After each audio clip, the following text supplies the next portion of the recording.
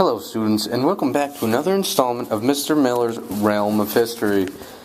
In today's class session, we will be taking you back into a crucial period in one of our most statistically successful presidents of all time. Can you name that president? You guessed it, it's President James K. Polk, the 11th President of the United States. The topic we will be diving into together tonight is the Mexican-American War. So, what are the three causes of the Mexican-American War? The first cause is because of a strong American belief in manifest destiny. Manifest destiny is an American belief that it was their God-given right and duty to expand west to the Pacific coast and to all territories within their reach. In other words, it was America's mindset that our country is nice and everything, but we're stronger than the Native Americans and Mexicans to our south. So let's take the land because we have the firepower. The second cause of the war was America's annexation of Texas in March of 1845. So what does it mean to annex? Annex or annexation is when a country incorporates a territory or another part of a country. In this case, America took part of what we now know as Texas. The reason for doing this was that American government felt that by taking control of the Republic of Texas, they could solve the financial and military problem occurring at the time. Woo doggy, was Mexico mad. What made them even more furious was that in December of 1845, the U.S. made Texas the 28th U.S. state. The third and arguably largest cause was the boundary dispute between U.S. and Mexico. As you can see in the map, the U.S. believed that the boundary of southern Texas was marked by the Rio Grande River. On the other hand, the Mexican government said, "No way, Jose. The real boundary was at the Nueces River." In June of 1845, my man Polk ordered General Zachary Taylor to take U.S. troops into the disputed border region because Polk claimed that this was to protect Texas from a possible Mexican attack. At the same time this was going on, Polk sent diplomat John Slidell into Mexico City to negotiate the purchase of California and New Mexico. What is a diplomat? A diplomat is an official who represents his country, or in other words, someone who speaks on the behalf of his or her country in a foreign land. Slidell proposed that the U.S. buy California and New Mexico for $30 million. Cha-ching. But Mexico said, forget about it. In March of 1846, General Taylor's troops made camp at the Rio Grande disputed territory. Mexican commanders told Taylor and his contingent to leave.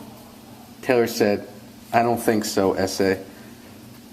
The following month, Mexican forces crossed into the Rio Grande's territory and attacked the group of 63 soldiers, killing 11 of them. This made President Polk very angry. On May 11, 1846, he told Congress to retaliate in saying, "Mexico has shed blood upon the American soil." 2 days later, Congress declares war on Mexico. Although Polk got what he wanted, there was some opposition to the war. For example, the Whig Party believed that the conflict was unjustified. The Whigs or Whig Party are people that support the supremacy of Congress over the presidency and favor a program of modernization and economic protectionism. Among these Whigs was Abraham Lincoln, who wrote the Spot Resolutions in 1848. In this paper, he challenged Polk to point out to what part of the U.S. soil was blood actually shed, because according to the maps and the boundary dispute, the area where blood was shed was neither part of the U.S. or part of Mexico.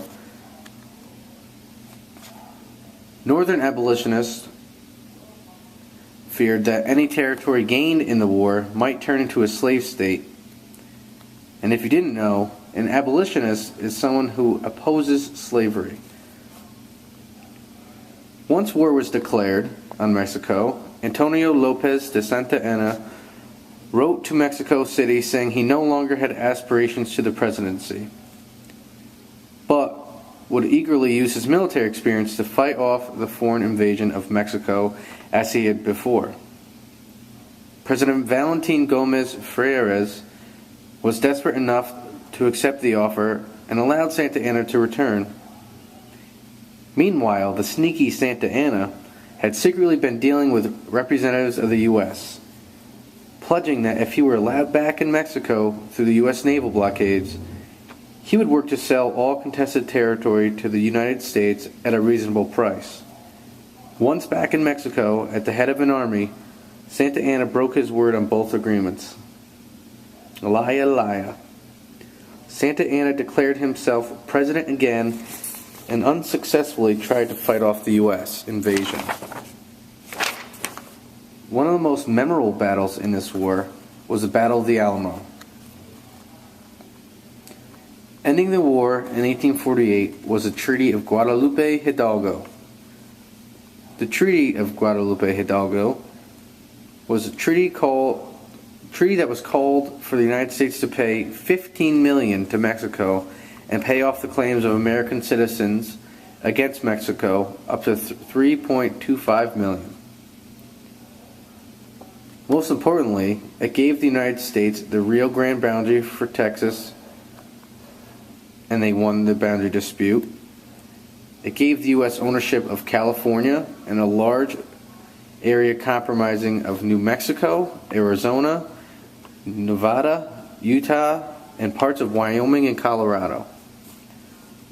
Mexicans in those annexed areas had the choice of returning to Mexico or becoming U.S. citizens with full right. In the end, the United States ended up spending $15 million less than what they offered Mexico in the first place, and got much more land in the process, winning. Join us next week for another episode of Mr. Miller's Realm of History, as we'll be discussing how the Industrial Revolution was shaping the Northeast.